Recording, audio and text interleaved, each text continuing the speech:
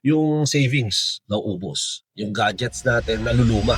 So especially sa mga OFW, no, na hindi nila parating nagagamit yung unit nila, no? So maganda niyan, yung binili mong property, bukod sa nagamit mo at ng family mo, while if you are not using it, no, pwede mo siyang ipa-rent. Marami namang ano ngayon, no, mga app na pwede nating gamitin like yung mga Airbnb, ganyan, no?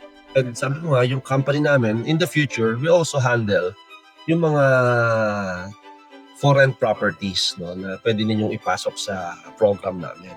Oh, so this is the hybrid ownership. So just imagine guys, no?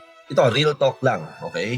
Yung savings nauubos, yung gadgets natin naluluma, nagdi-depreciate. Pero yung property ninyo guys, yung property lumuluma rin, di ba? Yung structure. Pero yung habang lumuluma siya o habang tumatagal, hindi siya nagdi-depreciate.